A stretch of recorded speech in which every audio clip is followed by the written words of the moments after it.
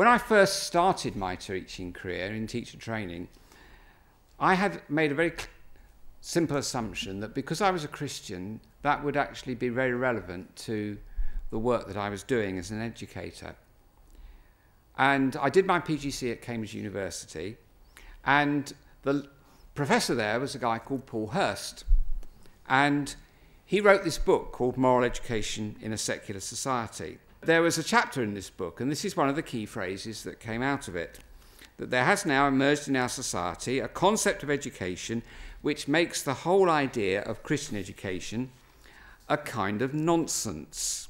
And he made a distinction between what he called sophisticated and primitive forms of education. And he classed Christian education as a primitive form of education. Now, you'll all know that academics are very objective and they never use value-loaded language, so that was deliberately descriptive language.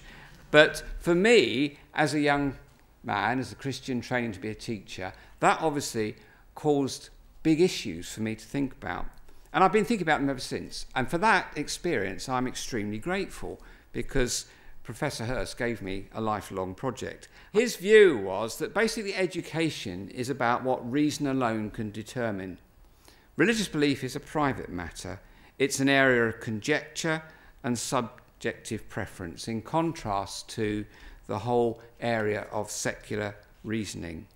Now, it's important to understand that he wasn't against religion being studied in school. He was very supportive of what we currently call religious education in our schools, where people study the nature of religion. But he would have been appalled at the current language of the Church of England, which talks about their schools being distinctively Christian, and that's a third of the public school system, the publicly funded system. That would have really worried him. Now, in order to understand the logic of his position, we have to realise that what he was basically saying is that God is redundant in terms of shaping the nature of education. He's fine to be studied in education, but he's not the person to be shaping education.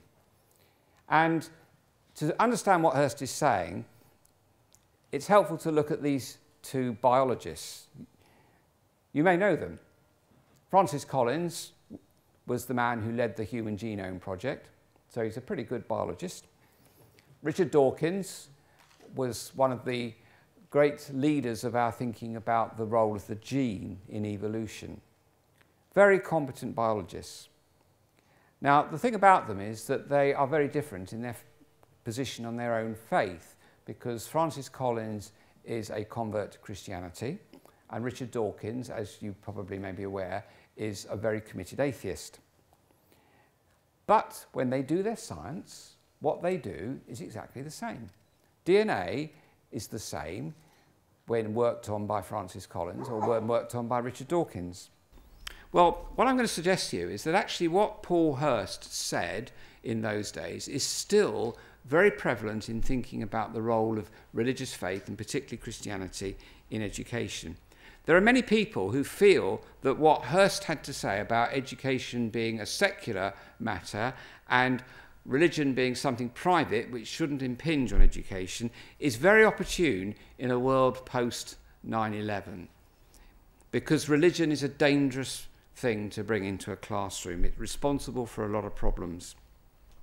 And I think that despite government policy, which is basically to encourage what they call faith schools, actually amongst teachers and amongst education officials, there's a huge emphasis, there's a huge, if you like, influence from Paul Hurst's ideas.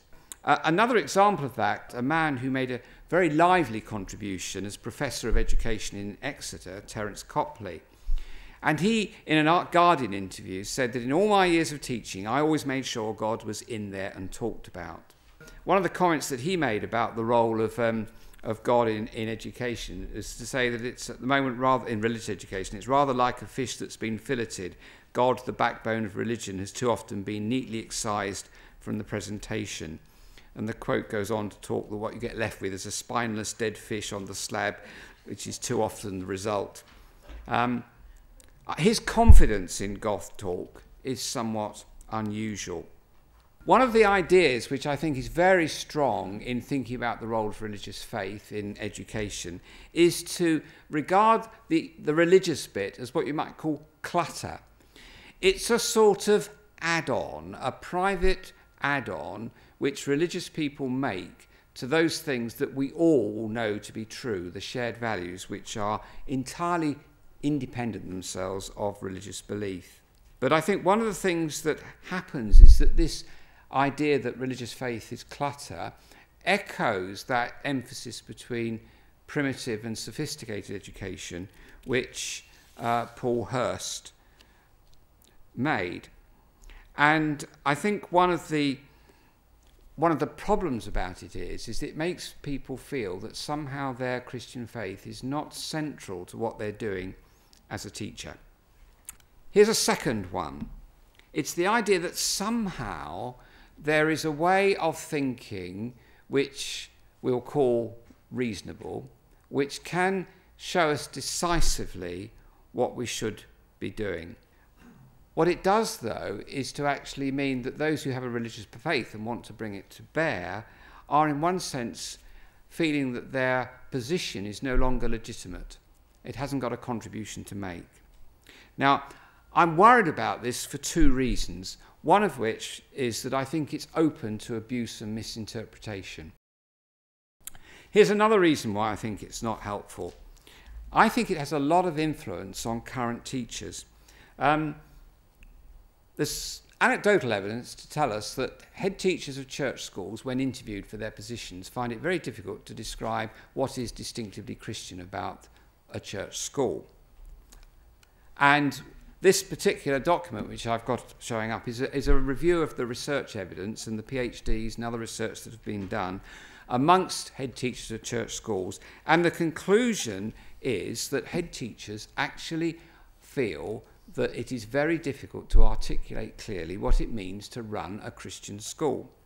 And I think this is because they have imbibed the idea that somehow, when you're talking about education, religious faith is clutter, and there is secular reason, which is actually the decisive way that one should be teaching.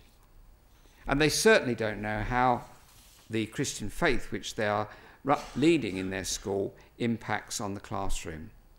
So I think the Hurstian position is very influential on schools today. Now, what I want to do then, therefore, is move on and actually say, it seems to me that there's quite a tendency to try and issue God with a redundancy notice when it comes to education. But I want to suggest now that actually we should withdraw that, because I'm going to now become positive and argue actually that there is a very real place for a Christian approach to education. It'd be surprising if I didn't argue that, wouldn't it? But I'm now going to argue it. Let me start with a picture. I wonder what you see. Well, actually, you're probably seeing one of two things. But the truth is, what you're looking at is exactly the same. You're all looking at the same lines on the screen. The information that you share is the same. But you are perceiving that in very different ways. Some of you are perceiving it as a young woman. Some of you are perceiving it as an old woman. Perception makes a big difference. We interpret the information that we receive. Let me go back to our two scientists. They do share common information. But actually, Richard Dawkins and Francis Collins interpret the significance and meaning of that information and its relevance to life today in totally different ways. Now, what I'm going to suggest to you has three important implications.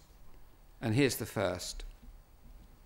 When I'm talking, quite often science teachers say to me, well, I teach science. You know, all this Christian education stuff has nothing to do with me. So one of the questions I ask them, which is a bit of a provocative question, I admit, but one of the questions I ask them is this. Do you not care whether the pupils who come out of your science classes end up working in the laboratory of a hospital or the laboratory of a concentration camp? In other words, what I'm trying to get them to look at is whether they really think it's their job as science teachers to think about how their pupils understand the nature and purpose of science education and how they see it contributing to their own work in the world. Now, actually, most science teachers do care about that. And in order to do anything on that, you've got to think of your science education as more than just conveying the information that scientists share. It's about what is the function of science in the modern world and how does it fit in to my understanding of the world. Now, to answer that question, you have to bring your beliefs to bear. They become very relevant in answering that question. My second implication, I'm going to draw on another person who's been very influential in my thinking, an Australian educationist called Brian Hill, who worked for many years at Murdoch University in Perth. And he was very interested in the whole area of Christian education. And he wrote a book where he talked about everybody having to make what he called reasonable initial bets in life. Now, what he meant by that is everybody has ribs because everybody has to, if you like, have some beliefs about what it means to be a human being. You see, if you think about the optical illusion, there is no way that you can look at that optical illusion and just see the lines on the screen. You can't do it. You always have to look at the lines through some perception of what they mean. And what Brian Hill was saying is that there's nobody who comes to the world of information that we convey to children in schools and sees it just as information. They are all interpreting it, they're all giving it significance. Now, what I'm saying really is suggesting to you is that Christian education is no more a nonsense than secular education is. It's no more a contradiction in terms than to talk about secular education. What we're talking about always is how people's beliefs impact on their understanding and interpretation of the information they're learning. So I want to suggest that at this point we're withdrawing God's redundancy notice because we need him in the classroom. We need to be able to look at how Christians understand and interpret the information that children learn alongside other beliefs, of course. What, therefore, are the implications for education? Well, I think they're fairly profound, and particularly for what I'm going to call the anthropology that we operate under. Every teacher, every school, if they're doing their job, has some form of vision of who their pupils are going to become, what will they be like, which inspires what they're doing. They have, like parents, they have aspirations for the young people that they're working with. For some people, that is that they should be purely rational. They want to produce purely rational young people. For other people, if they're Christians, it might be that that includes actually a relationship with God through Jesus Christ. For a Muslim, it might include submission to the will of Allah. But it's always there. There are always aspirations. And what I mean by an anthropology is that we are, through what we do in schools, conveying to the students a vision of what we think it is to be a human being in this world today. What impact does this have on education? Well, I'm going to illustrate this by reading you a brief passage from a book called The Bookseller of Kabul. Some of you may have read it. It's by a Norwegian journalist who went into Afghanistan just after the invasion, and she lived in Kabul with the family of a bookseller. And it's a fascinating insight, but she takes this particular excerpt where she's talking about how this bookseller is quite an entrepreneur, and he sees an opportunity now the education system is changing. And she writes this about him. He wants to print Afghanistan's new school books. When the schools open this spring, there'll be hardly any textbooks. Books printed by the Mujahideen government and the Taliban are useless. This is how first-year children learn the alphabet. J is for jihad, our aim in life. I is for Israel, our enemy. K is for Kalashnikov, we will overcome. M is for Mujahideen, our heroes. T is for Taliban. War was the central theme too in maths books. Schoolboys, because the Taliban printed books solely for boys, did not calculate in apples and cakes, but in bullets and Kalashnikovs, something like this. And this is where my dad will have memories. Little Omar has a Kalashnikov with 3 magazines. There are 20 bullets in each magazine. He uses 2/3 of the bullets and kills 60 infidels. How many infidels does he kill with each bullet? Now, that is an extreme example, and it's clearly an education system which has lost its way, and we would oppose it, rightly so. But what it illustrates is how, even when we're teaching literacy, even when we're teaching maths, by the way that we do it, we are actually telling our young people a story about what it is to be a human being. We are giving them a vision of what is the purpose of life. Now, I wonder what story we think we're telling through our schools in this country.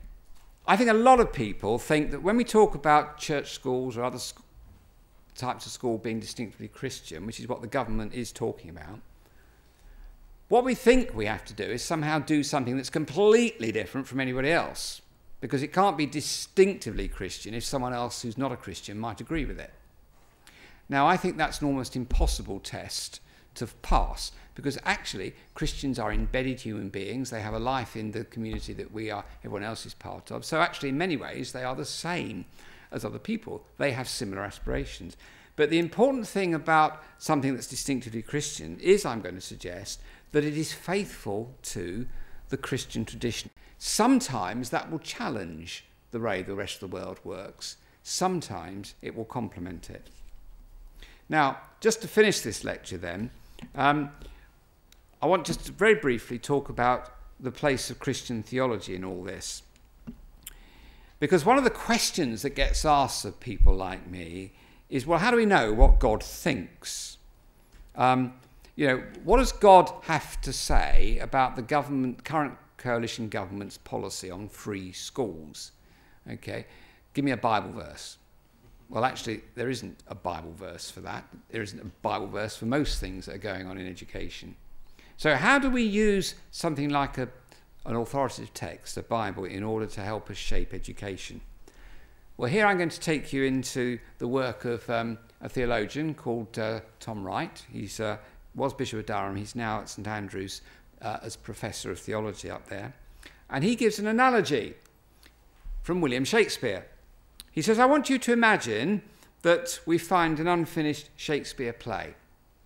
There are 4 acts there and the 5th act is missing.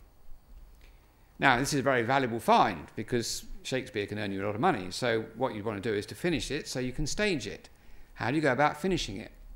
And his answer was that you would actually employ lots of experienced Shakespearean actors and scholars and ask them to work on these first 4 acts and to create their own 5th act.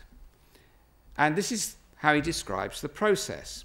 He said what would happen would that you would get quite a lot of different endings, and in every case, the authority of the first 4 acts would not consist in an implicit command that the actors should repeat the earlier parts of the play over and over again.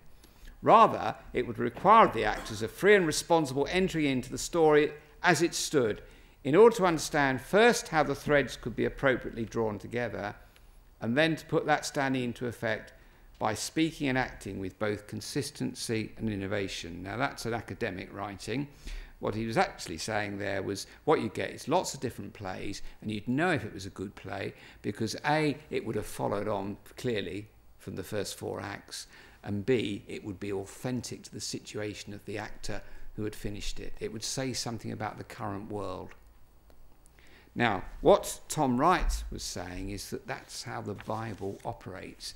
The Bible is not a book to which you go and look for the verse on free schools in 21st century Britain as under a coalition government. What you have to do is to look at how God deals with human beings in many and varied situations and say, how can we translate that into life in the modern world? And he calls that the vocation of being the people of God in the 5th act of the drama of creation. What are the challenges that our world today poses for the Christian faith? And how can the Christian faith respond to those challenges in a way that's authentic and faithful to the Christian message? This is a quote from a document produced by the National College for School Leadership for head teachers of church schools and other what they call faith schools. This is the job, they say, of a head teacher. School leaders are the interpreters of faith for the community. They are there to help the community of the school understand how, in the church school, for example, Christian faith makes a difference. What I suggested to you tonight is that faithfulness is what is called, in theological terms, contextualization. And it's a very difficult job, and it's often been done badly. And Paul Hurst certainly helped me to understand that it's been done very badly in many situations. But because it's been done badly in the past, doesn't mean to say that we should just say it can't be done at all. So is then God redundant in the classroom? Well, I hope that I might have persuaded you otherwise. Trusting in the Christian God makes a difference to what we believe is the purpose of human life. So it shapes our anthropology. And as we've seen, our anthropology makes a huge difference to how we approach teaching and learning. Thank you.